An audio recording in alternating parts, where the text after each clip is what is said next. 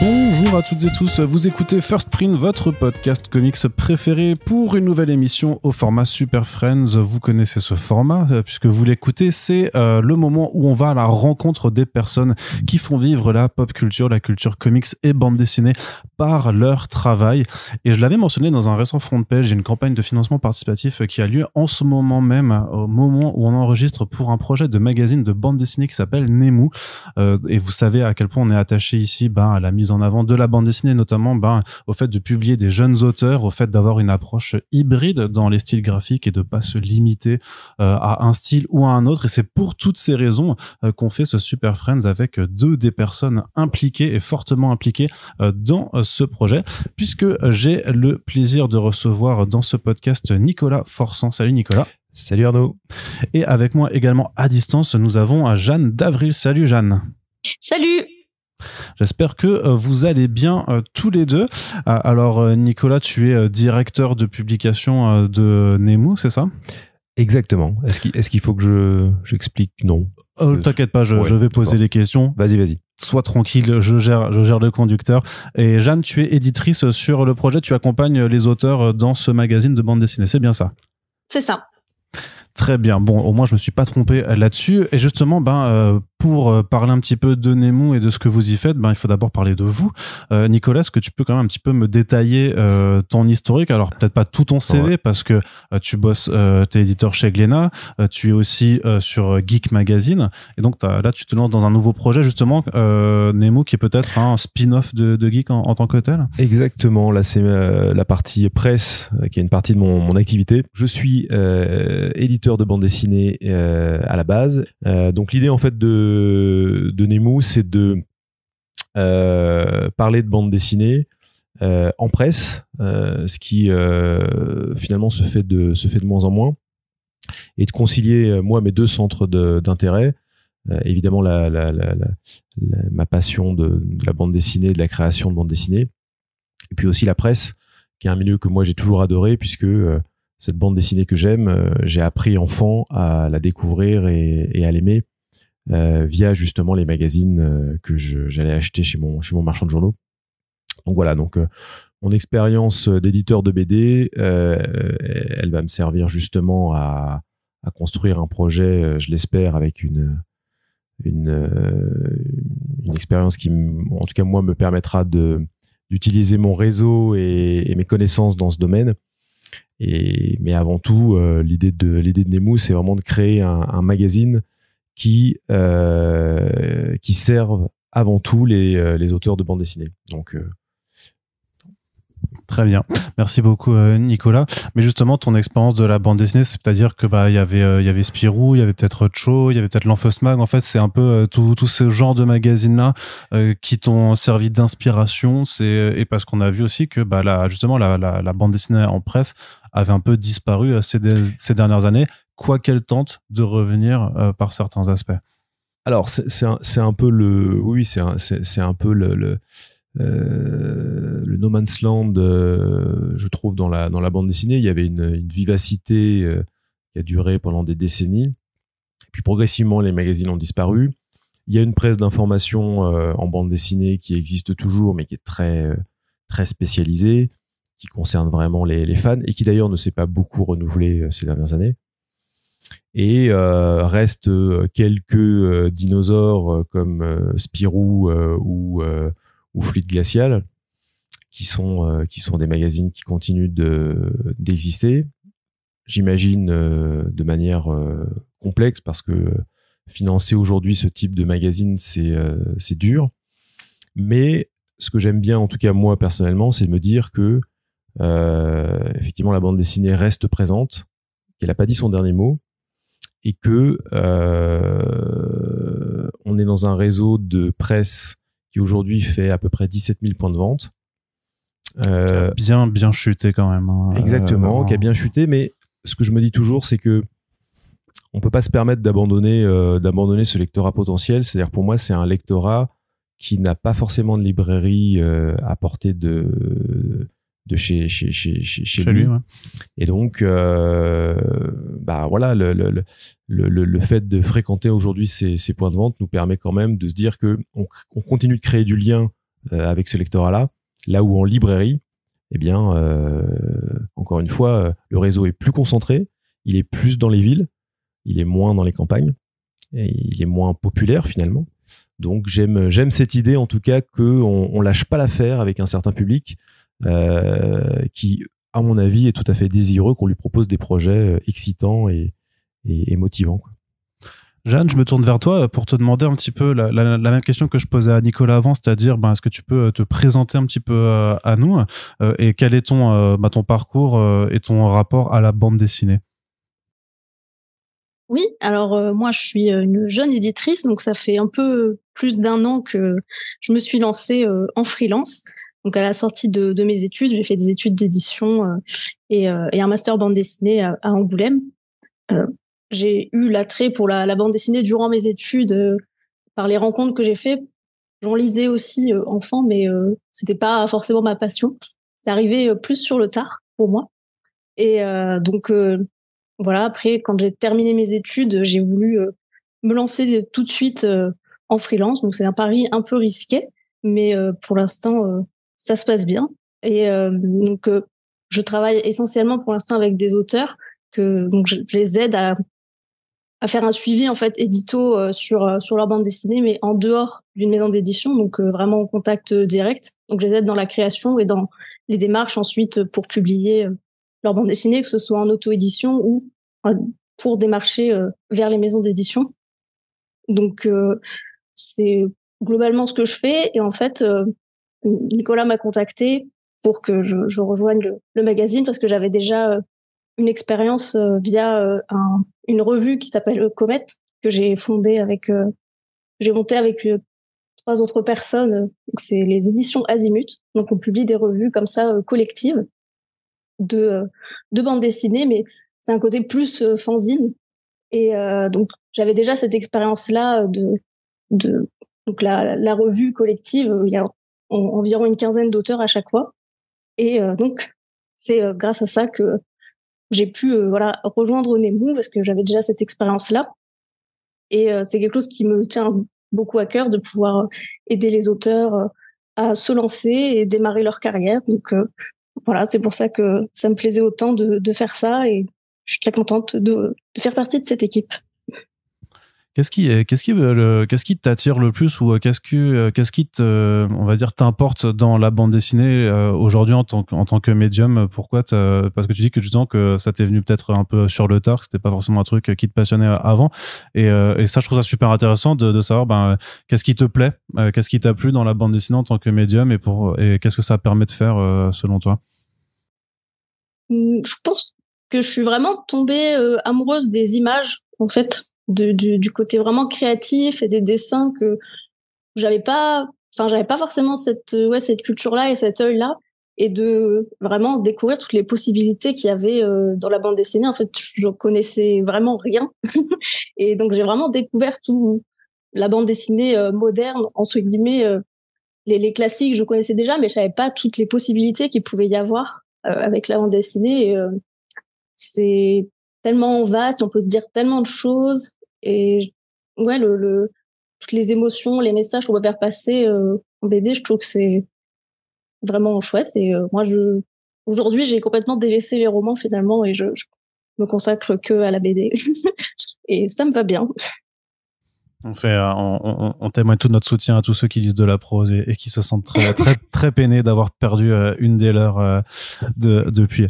Nicolas, justement, tu faisais de la prospection, en fait, pour avoir, parce que comment, en fait, on fonde un magazine? Alors, tu l'as dit, et d'ailleurs, tous les deux, vous avez de l'expérience dans la presse, mais alors toi, par contre, c'était pas de la presse bande dessinée. Alors, comment on monte un magazine concrètement?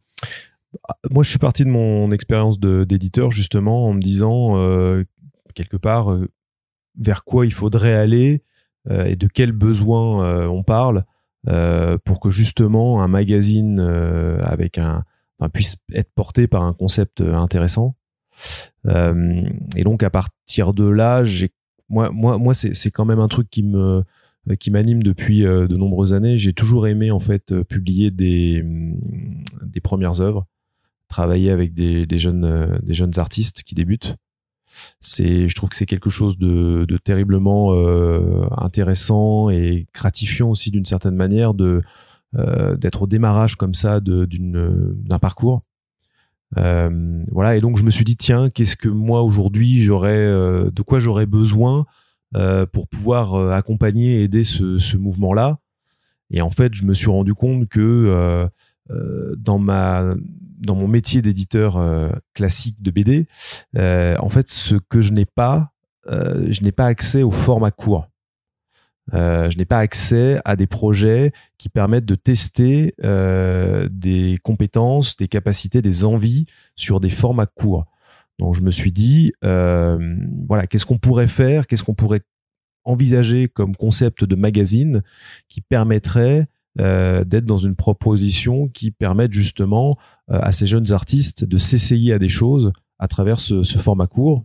C'est là que l'idée de faire de la création dans un magazine est vraiment venue naturellement, puisque on s'est dit que ce qui allait faire la différence, c'est justement la capacité à créer un environnement créatif qui soit adapté à cette jeune génération et à ces nouveaux arrivants possiblement en tout cas dans l'édition. L'idée effectivement étant de mettre le pied à l'étrier de ces jeunes artistes pour que plus tard ils fassent des albums de bande dessinée voilà, plus classiques, mais là en tout cas de leur donner la capacité à s'essayer à des choses. Donc voilà, une première expérience pour eux. C'était vraiment en fait le but de fonctionnement du magazine, alors ce serait d'être un tremplin. C'est comme ça que vous le décrivez. Je trouve que assez rapidement le mot tremplin est venu et le côté tremplin artistique, moi, me semble tout à fait adapté. Il y a des tremplins artistiques en musique. Il y a plein de domaines culturels dans lesquels effectivement cette idée de lancer des jeunes talents s'exprime dans des cadres très très précis. En bande dessinée, on a bien sûr les concours de jeunes talents qui sont rattachés au plus gros festival où effectivement il y a cette opportunité en tout cas pour des jeunes artistes de faire leurs débuts. Mais sinon, il n'y a pas énormément de choses en bande dessinée.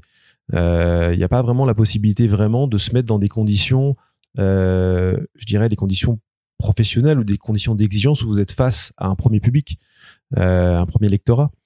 Et c'est ça en fait que je trouvais intéressant, c'est de les confronter à ça, les confronter à la fois à des retours critiques de lecteurs et à la fois à des retours critiques de professionnels qui puissent évidemment les aider et les accompagner. Donc oui, tremplin artistique, moi je trouve ça tout à fait adapté à ce projet. Jeanne, je me retourne vers toi dans ta fonction d'éditrice. Est-ce que tu fais aussi, je dirais, de la recherche de talent? Est-ce que tu parcours les Instagram ou les DeviantArt pour trouver les artistes à qui vous souhaitez proposer d'être publiés dans Nemo, ou est-ce que à l'inverse en fait vous avez fait des appels à candidature et après tu dois inspecter les dossiers qu'on t'envoie? Comment ça se passe? Ben oui, tout à fait. Pour commencer, on a cherché un peu dans les auteurs qu'on connaissait ou moi les auteurs que je suivais déjà sur Instagram et donc j'aimais déjà beaucoup le travail. C'était l'occasion de leur proposer ce projet et puis tester un peu, voir si c'est quelque chose qui attirait les gens et leur plaisait. Et bon, le fait c'est que ça a plutôt bien pris.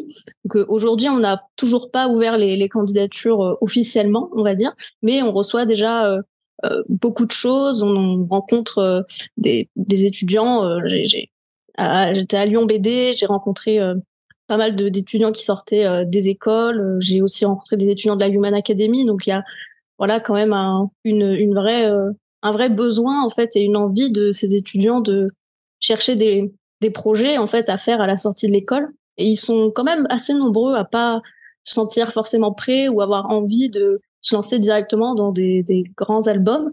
Donc j'ai l'impression que c'est pour eux une opportunité dont ils ont besoin et on est très content de pouvoir leur proposer ça.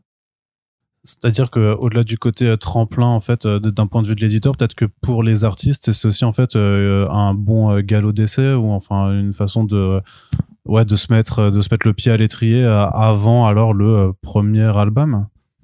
C'est ça, ça peut être vu comme un exercice presque de se dire voilà, en une vingtaine de pages, je peux tester des choses, continuer d'apprendre, peut-être là où ils oseraient pas forcément en ayant un gros projet d'édition. Donc oui, ils sont assez attirés par ce côté-là, j'ai l'impression.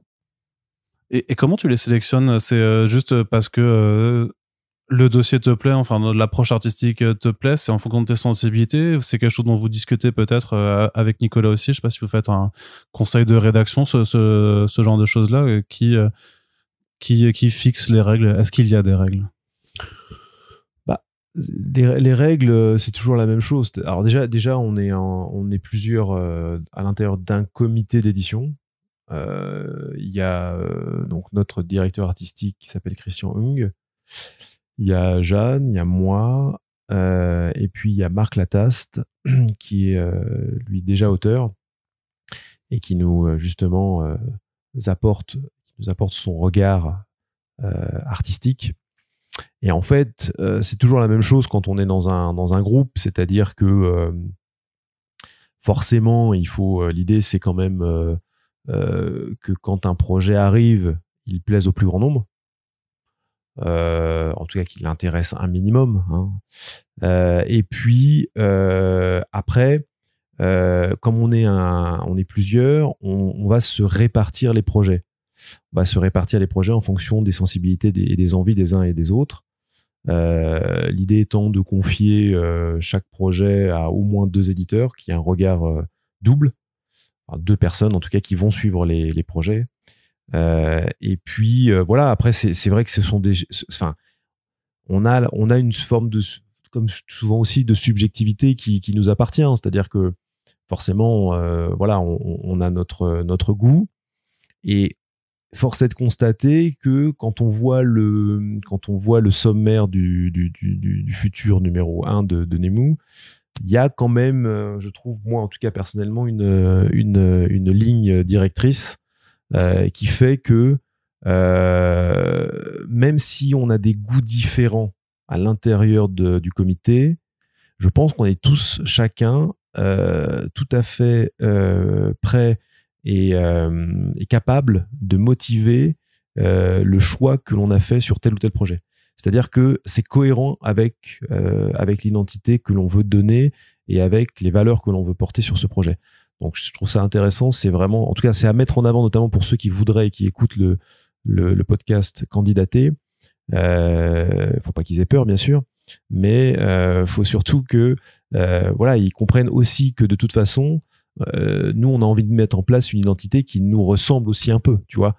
Le but n'est pas de tout publier, voilà, ça c'est sûr. Non, et puis généralement dans les discussions que j'ai avec les éditeurs, il y a toujours cette phrase qui revient, c'est j'édite des BD que j'aimerais lire. Donc j'imagine effectivement que ce qu'on retrouve dans Nemu, c'est quelque chose que vous auriez aimé lire.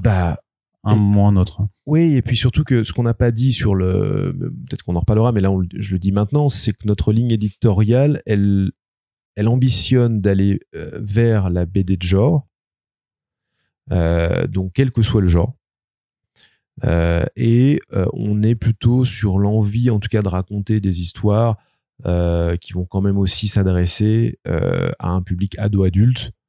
Parce on pense que c'est aussi celui-ci qu'on veut intéresser, avec des histoires et des bandes dessinées qui vont les intéresser eux, puisque la plupart des artistes, puisque l'idée c'est de lancer des jeunes, c'est plutôt de lancer des jeunes artistes qui ressemblent à la génération à laquelle ils s'adressent. Voilà. Donc c'est un peu aussi dans cette idée-là. Donc oui, encore une fois, moi je pourrais tout à fait dire ce que tu viens de dire, mais en précisant que de par moi le rapport que j'ai à la bande dessinée qui me faisait triper quand j'étais ado, notamment à travers mes lectures de comics, c'est sûr que j'ai envie de faire retrouver à des lecteurs d'aujourd'hui ce petit frisson que moi je pouvais avoir quand j'allais chercher Monstrange, tu vois, par exemple.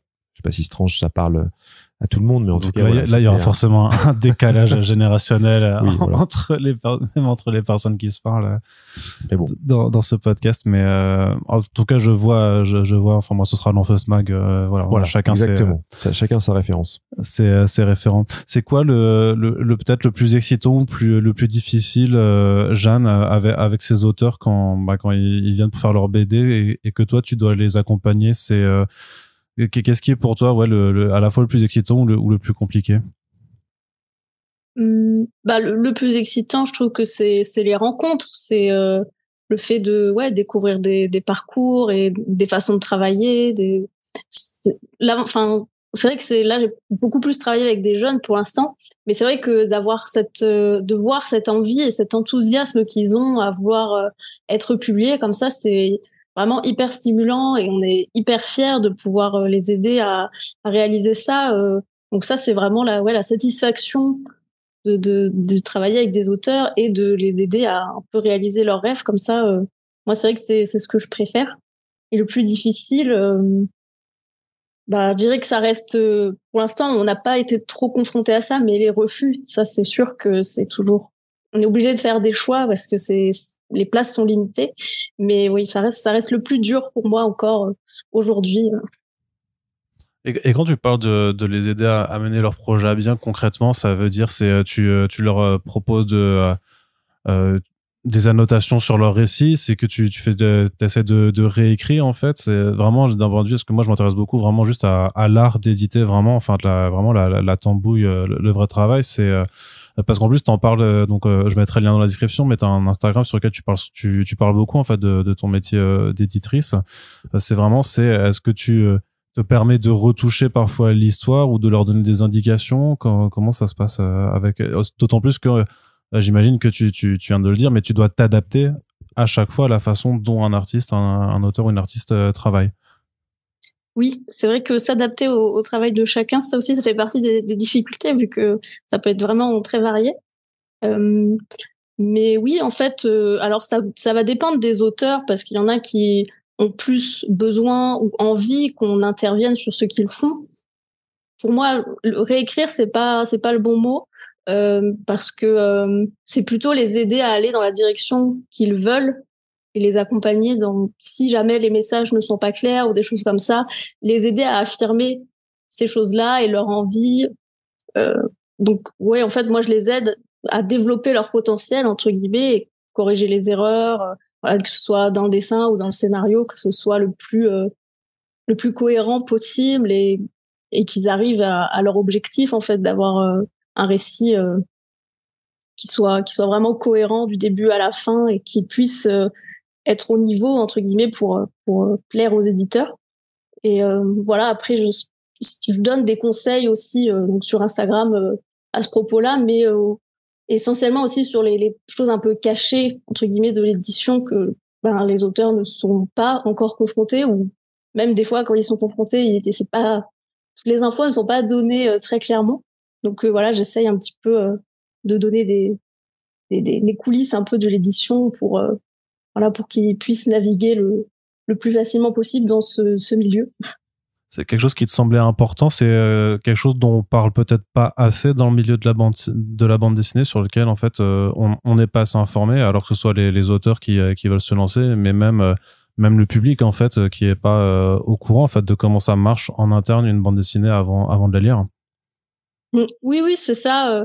Il y a le milieu, l'édition, il y a quand même un côté un peu magique, je trouve, où les gens se disent waouh, on publie quelque chose comme ça qui devient réel, mais c'est vrai qu'il y a tout un travail vraiment immense derrière. Et je pense que autant les lecteurs que les auteurs ne connaissent pas tous ces rouages-là avant d'y être confrontés.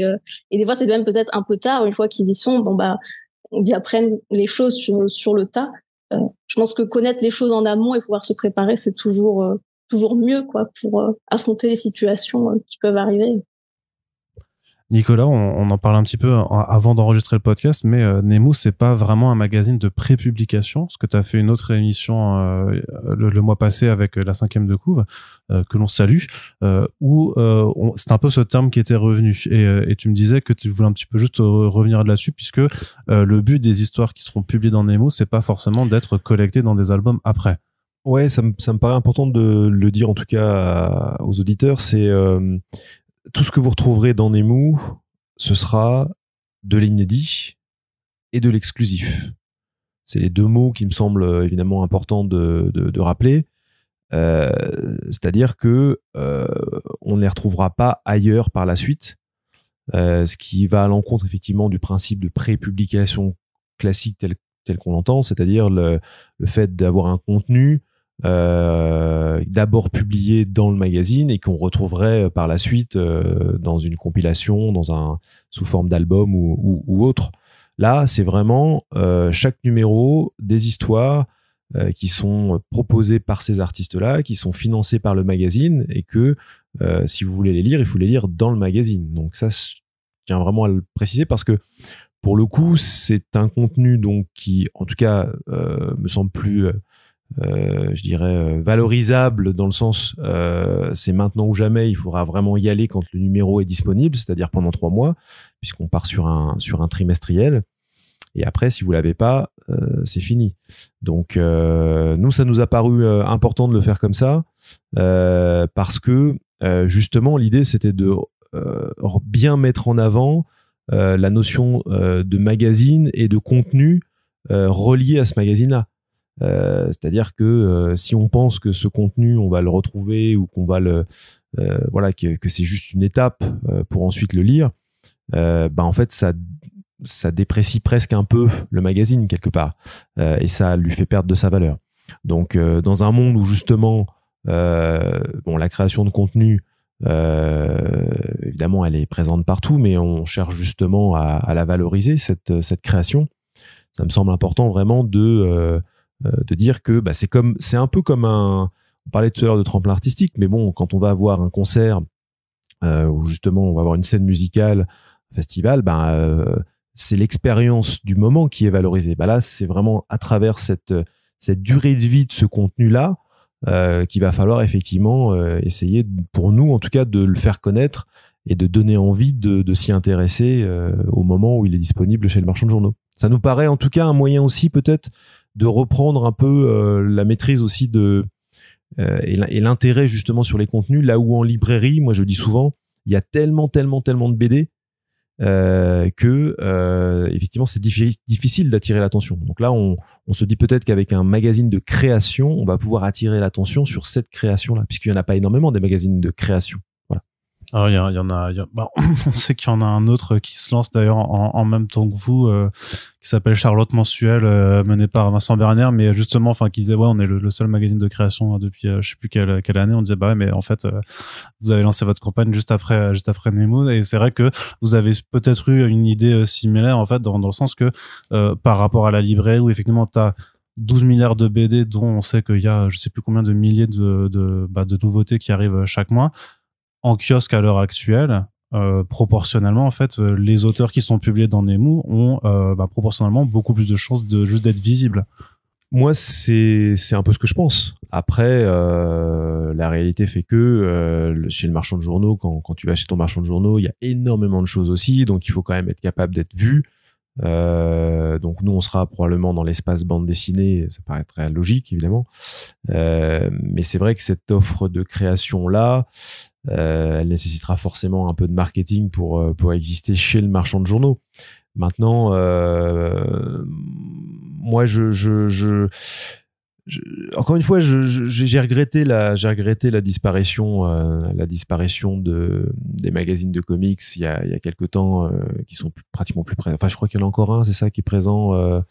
C'est un peu compliqué parce qu'en fait, en termes de mensuels, de nouveautés, il y en a plus dans les kiosques parce que maintenant les mensuels sont en librairie, mais Panini fait encore des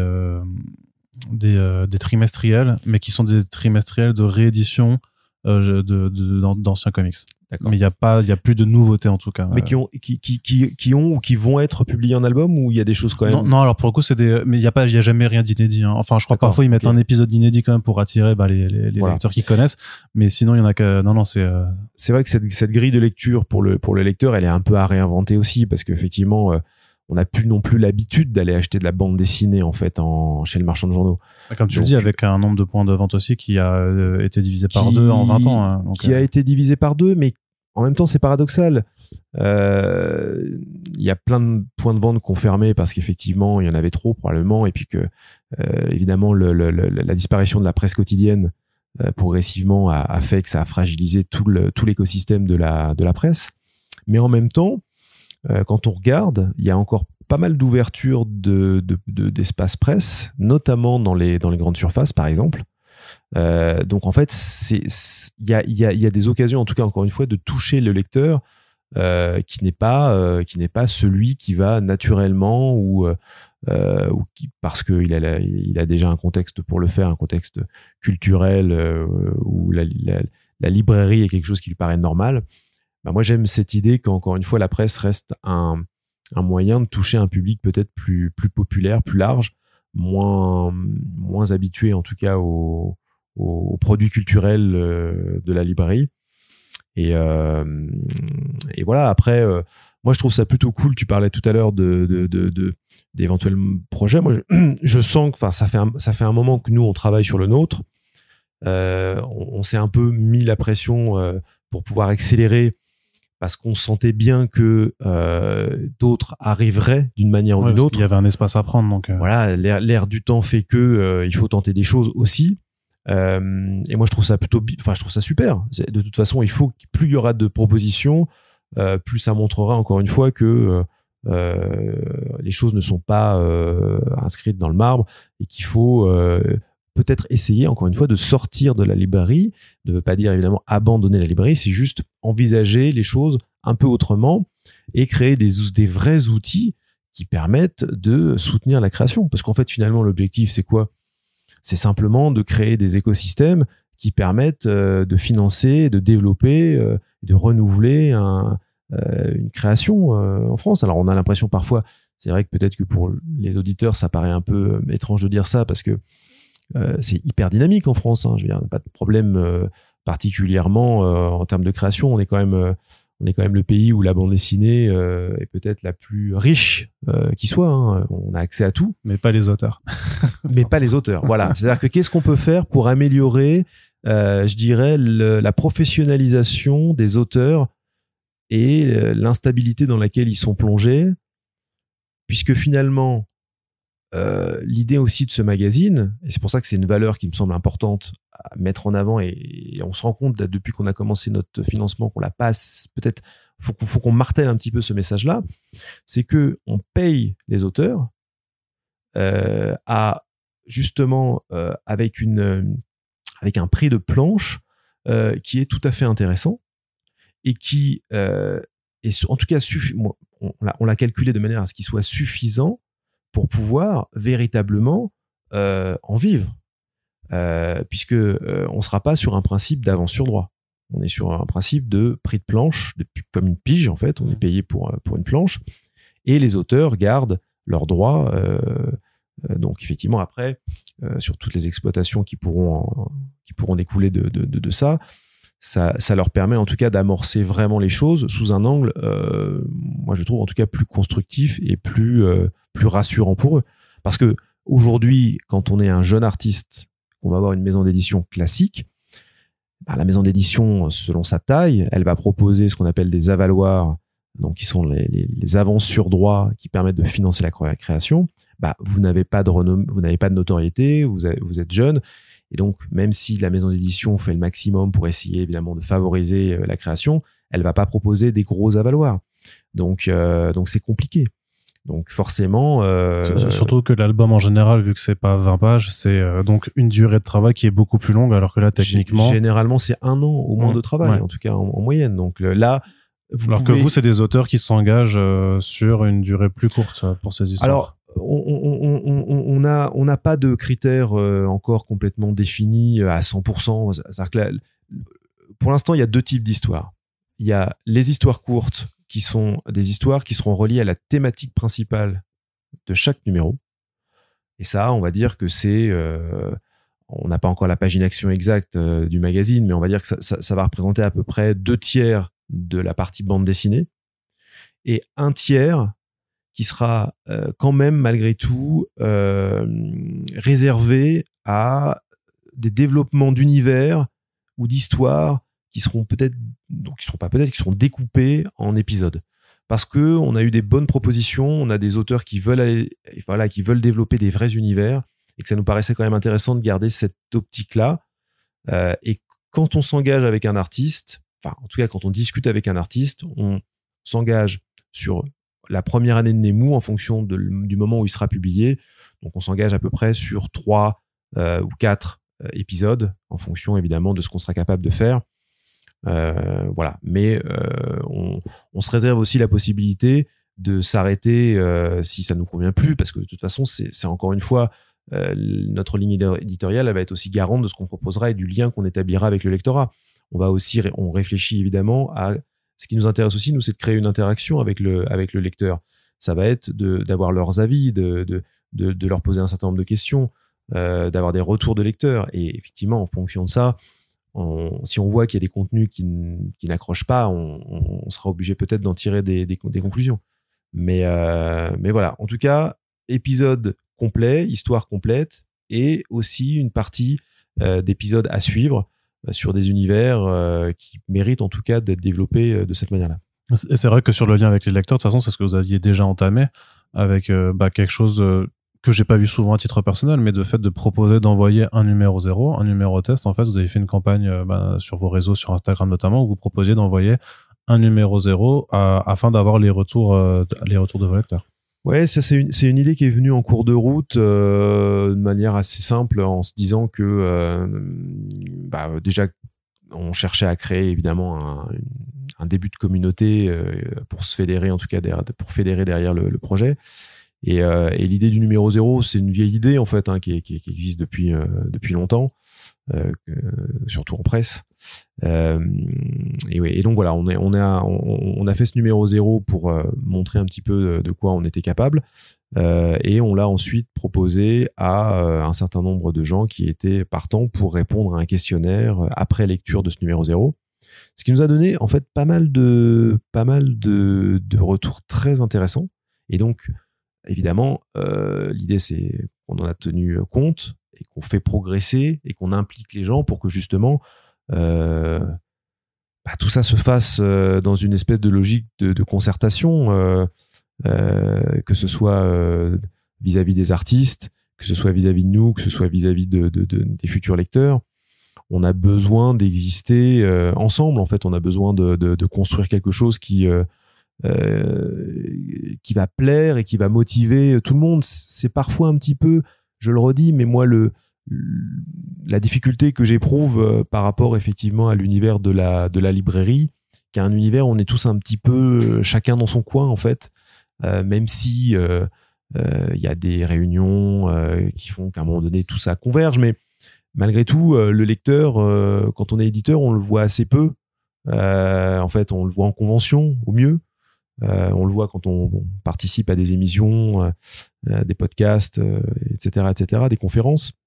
Mais sinon, voilà, on a assez peu de liens, alors que justement, on est très demandeur de ça, on est très demandeur de retour, on est très demandeur d'échanges.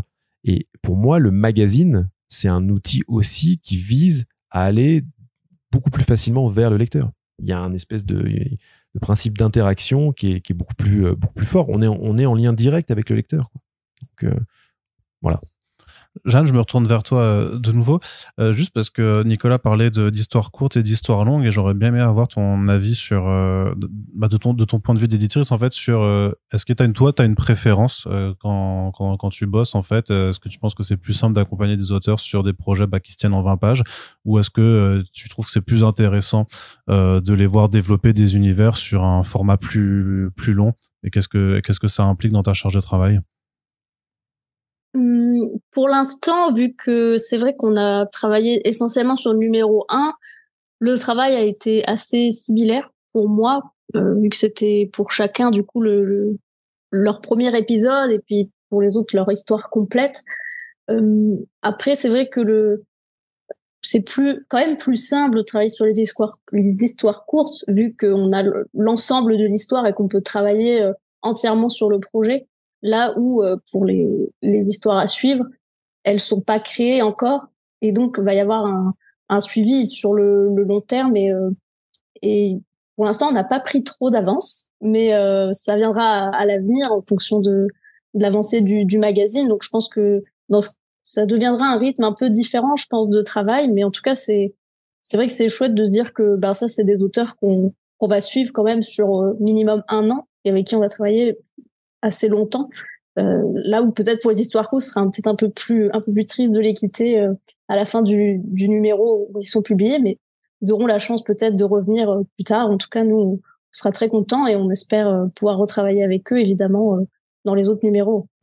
Oui, parce que ça, c'est quelque chose qu'on n'a pas encore bien, précisé, mais moi, je trouve que ces artistes que l'on quitte au bout d'une histoire courte, évidemment qu'on va quand même essayer de les fidéliser aussi par rapport au magazine, parce qu'on a envie, évidemment, de continuer à les voir grandir, et puis aussi donc de créer un lien comme ça qui s'inscrit dans la durée, et puis de créer peut-être un esprit, encore une fois j'en reviens à ça, mais ça me paraît important, un esprit de groupe, un esprit collectif derrière le magazine, c'est-à-dire avoir un petit peu comme ça des figures qui vont revenir, qui vont s'attacher en fait au magazine, qui vont être au sein d'une équipe des figures récurrentes en fait.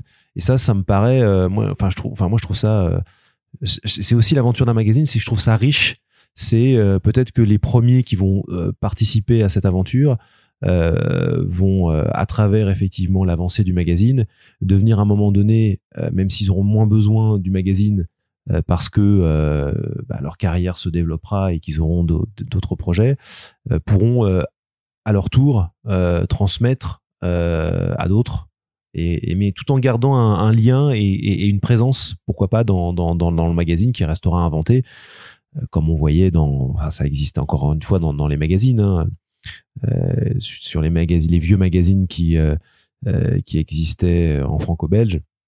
Il y a eu évidemment entre les générations une transmission, sauf que finalement cette transmission à un moment donné elle s'est pas faite parce que quand on fait pilote et qu'on rentre au bout de 10 ans dans un magazine qui existe déjà, en fait on se rend compte que c'est pas non plus totalement évident d'avoir les mêmes codes, les mêmes références de ceux qui étaient là au début, et donc finalement on s'y retrouve pas et puis on s'en va pour créer Métal Hurlant ou faire d'autres choses parce qu'on a envie que ça. Mais moi j'ai envie de dire, si le projet dure suffisamment longtemps pour que d'autres créent un autre magazine après, moi je dis ce sera parfait, hein, évidemment. Puis après, tu pourras même avoir des auteurs signatures, comme tu disais un petit peu, du fait que, enfin, je sais pas, moi je pense à Tarquin ou à Arleston pour l'Enfance Mag, vu que ça reste mon référent, tu vois.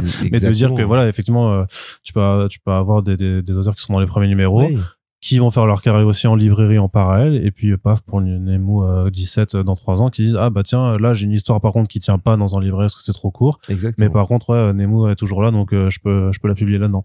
Mais tu vois, on cite beaucoup de magazines plutôt évidemment dans un univers culturel français. J'aurais pu aussi évidemment te parler de l'influence que peut avoir sur nous évidemment les magazines japonais, hein.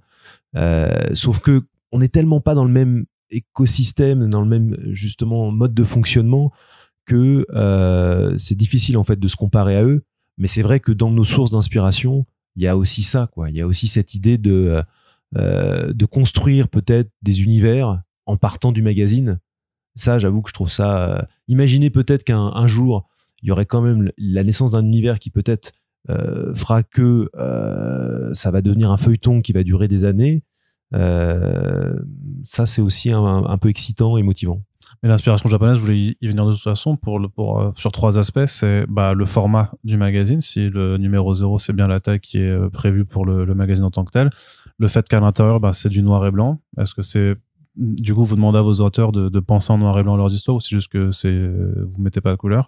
Et le nom, Nemu, si tu peux aussi nous dire d'où ça vient, ce que ça veut dire. Le format du numéro 1 sera exactement, enfin en tout cas le format du magazine sera celui du numéro 0. Donc un format A5 pour ceux qui ne le voient pas. On l'espère le plus épais possible. En fait, on est parti un peu d'un format qu'on aime bien nous tous en tant que lecteurs. C'est celui du manga, mais celui du manga plutôt Perfect Edition, quoi. Ouais. Voilà. Enfin, en tout cas, les formats les plus grands. Ensuite, le noir et blanc. Le noir et blanc, c'est à la fois pour créer une contrainte qui nous est propre, c'est-à-dire une contrainte économique en ce qui nous concerne. Ouais. C'est-à-dire que l'impression noir-blanc, ça coûte moins cher.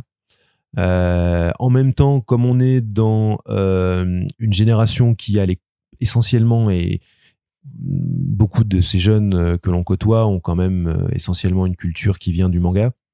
Donc, a priori, ça paraît assez logique. Eux, en tout cas, ils la comprennent et ils ont envie de créer dans cette direction-là. Après, donc voilà, donc encore une fois, ce côté manga, c'est plus pour répondre. Alors, ça fait partie de nos goûts, ça fait partie de nos envies à nous en tant qu'éditeurs et lecteurs. C'est pour répondre à l'époque, hein, évidemment. C'est-à-dire que si l'idée, c'est de proposer un format d'édition pour des jeunes créateurs, autant aller vers un format d'édition qui leur parle. Un format d'édition vers lequel, malheureusement, on a beaucoup de mal à aller, même aujourd'hui, même s'il y a des choses qui se font, c'est compliqué de faire de la création dans ces formats-là en librairie. Pour une simple et bonne raison, c'est que si on fait du souple petit format, forcément, il faut faire du souple petit format pas cher. Et c'est compliqué de financer la création avec du petit format pas cher. Donc voilà. Voilà, l'idée, encore une fois, c'est d'aller chez le marchand de journaux avec un format qui est peut-être moins perçu négativement que la librairie et qui va justement, dans son côté pratique, répondre justement à ces questions de format en presse où aujourd'hui cet objet-là, il est hyper bien perçu en fait. C'est pratique à transporter, c'est pratique à... Et puis... il y a un dos carré, donc ça laisse transparaître l'épaisseur du... Voilà, et donc dans un certain prix, parce que l'objectif c'est d'être pas trop cher. Est-ce que vous le vendez 10 €? On espère le vendre 10 €. Ouais. Très honnêtement, aujourd'hui, on est en cours de financement, on est à 50%, pas loin. Ça va dépendre de la réussite du financement et plus on ira loin, plus on pourra atteindre l'objectif que l'on s'était fixé, c'était effectivement que le prix ne soit pas un frein à l'achat du magazine. Donc 10 €. C'était 10 €, c'était le prix qui nous semblait vraiment aujourd'hui. Mais après, il y a la réalité des choses. On veut payer la création, on veut que tout le monde s'y retrouve, et y compris nous. Donc aujourd'hui, je peux pas garantir qu'il sera à 10 €. Peut-être qu'il sera plus à 12,50. Bon, après, 12,50, en imaginant qu'il fera à minima 160 pages, je pense que c'est pas déconnant, en fait. Mais voilà, on va. Il y a des réglages sur lesquels on n'a pas encore tout à fait la main, et on attend aussi que les gens nous soutiennent et nous disent suffisamment fort qu'on veut que vous existiez pour que on puisse finaliser un peu sur ces éléments-là. Et sur le dernier point concernant le titre, en fait, c'est un mot qui s'est imposé à un moment donné pour trouver quelque chose qui soit, en tout cas pour le nom d'un magazine, suffisamment fort, facile à retenir, Nemu, qui est un mot technique de l'édition japonaise, qui est le moment en fait où l'artiste en fait fait valider son épisode de apparaître dans la revue à son éditeur. Et donc, le document qu'il fait valider s'appelle le Nemu. Donc, c'est le découpage, en fait. C'est la version, en tout cas, avant qu'il dessine et que lui... Storyboard, presque. Ouais, en fait, storyboard, voilà, exactement. Et en fait, ce mot-là nous permettait, en plus d'être dans une référence qui nous plaisait, traduisait bien aussi l'esprit d'avoir un vrai magazine qui allait, en plus de faire de la création de bande dessinée, raconter les coulisses de cette création. C'est-à-dire, comme toi, dans ton podcast, tu as envie pas simplement de traiter de l'actualité, mais de raconter comment est-ce que la création se fait, comment est-ce qu'un livre est édité, etc., etc. Bah nous, c'est pareil. On a envie de donner un certain nombre d'informations qui vont permettre à ces apprentis artistes ou auteurs de peut-être un jour être édités dans le magazine et de devenir un auteur de bande dessinée à travers des interviews, à travers des rubriques qui vont donner des astuces sur le matériel, sur plein d'aspects justement de la création graphique. Et ça nous semblait quelque chose qui, le Nemu, ça permettait vraiment de mettre tout ça en fait derrière cette bannière-là, quoi.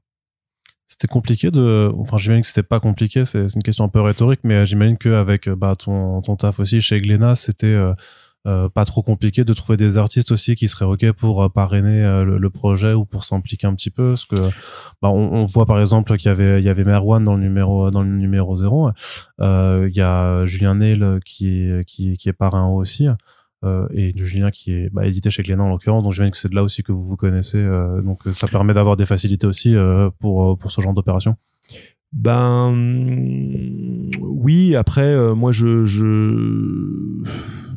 en fait j'utilise bien sûr les possibilités de mon réseau pour je te répète de pas le faire de toute façon, hein. Oui, voilà, de fédérer en fait les gens, mais en fait, derrière tout ça, je le redis, mais c'est vraiment, moi en fait, je suis un éditeur freelance, donc en deux mots, c'est simplement T'es pas en CDI chez Glénat? Non, je suis pas en CDI chez Glénat et je ne fonctionne qu'au projet. Ouais. Donc en fait, moi ma réflexion, elle est surtout là, quoi. C'est-à-dire comment est-ce que je vais arriver dans les années qui viennent à continuer à proposer des projets et des projets qui soient suffisamment sexy et motivants pour tout le monde, que ce soit pour les artistes, mais aussi pour les éditeurs pour lesquels je travaille. Et si moi aujourd'hui en tant qu'éditeur je veux proposer des choses avec justement la jeune génération, je me rends compte que il manque des outils. Donc encore une fois, je pars toujours de cette réflexion là, c'est-à-dire et ces discussions que moi je peux avoir dans ma tête, et Dieu sait qu'elles sont nombreuses, je les ai effectivement aussi avec plein d'artistes, et notamment par exemple un artiste comme Julien Neil qui est très concerné par ces questions justement de transmission et surtout sur ce genre d'artiste. Moi, chez Glénat, je me suis occupé de la collection Cho, qui était historiquement la collection qui, en fait, était portée par un magazine. Et c'est ce magazine, en fait, qui a donné toute la dynamique à la collection. Donc, incroyable magazine aussi. Hein. Voilà. Et donc, en fait, en réalité, moi, j'ai commencé à travailler sur la collection quelques années après la fin du magazine, que j'ai toujours regretté, en fait, parce qu'en fait, je me suis rendu compte que ça avait complètement cassé toute la dynamique, en fait, de collection. Mais si on reprend l'exemple, par exemple, d'un Julien Neil, il a pu commencer et créer son personnage qui est devenu aujourd'hui, évidemment, son succès. C'est le personnage, évidemment, de Lou. Et il l'a créé dans un magazine. Il a pu d'abord s'essayer à faire des planches de BD, déjà, d'ailleurs qui n'ont jamais été rééditées depuis, mais qui sont ses premières traces en tout cas de publications professionnelles. Et de là, en fait, il les a retravaillés, il a fait évoluer les différents concepts qu'il essayait de mettre en place. Et parmi tous ces concepts, il y en a un qui a donné cette série Lou qui ensuite est devenue ce qu'elle est devenue. Donc en fait, voilà, c'est vraiment moi, pour être très franc, c'est vraiment moi mon expérience personnelle que j'essaie de mettre aussi au service d'autres, en l'occurrence, par exemple Jeanne, qui est évidemment d'une génération beaucoup plus jeune que moi, et je me mets aussi à la place de Jeanne d'éditer aujourd'hui pour effectivement essayer de leur donner en tout cas les moyens de se projeter et d'envisager l'édition de demain. Voilà, parce que encore une fois, malgré l'aspect sur le plan économique, beaucoup de choses vont bien dans l'édition. Mais n'empêche que c'est compliqué quand même. On va pas se mentir, c'est compliqué de se projeter et de financer, de renouveler les créations. Il y a plein de choses. On pourrait faire trois podcasts sur tous ces sujets-là, mais il y aurait plein de choses à dire. Mais voilà, et donc il faut essayer de trouver les outils et en tout cas les choses, les projets qui permettront vraiment aux nouvelles générations de continuer à œuvrer tout en se servant quand même du passé, de l'histoire de la bande dessinée. Et moi, je crois encore une fois beaucoup à cette histoire du magazine, du lien et du fait d'avoir une vision. Bon, ça, la vision un peu transversale des choses. Maintenant, elle existe sur plein de choses, mais en tout cas, de pas être que dans l'obsession de la librairie et de la vie du livre sur les 2 mois, 3 mois de la sortie, quoi. Très bien. La campagne, elle est en cours sur Ulule. En ce moment même, ça se termine quand ? De toute façon, le podcast sera uploadé, il restera au moins, je pense, 2 semaines de campagne. Mais... Vous avez jusqu'au 2 juillet pour nous soutenir, mais maintenant, on va se dire les choses, c'est vous arrêtez tout après et vous y allez tout de suite pour participer si le projet vous a convaincu, mais j'espère qu'en tout cas, ce sera le cas. Mais en tout cas, c'est sur Ulule, la page Nemu, et puis il y a plein de... En fait, on a... Comme souvent, enfin, tu sais ça aussi bien que moi, il y a plein de possibilités en fait de nous soutenir.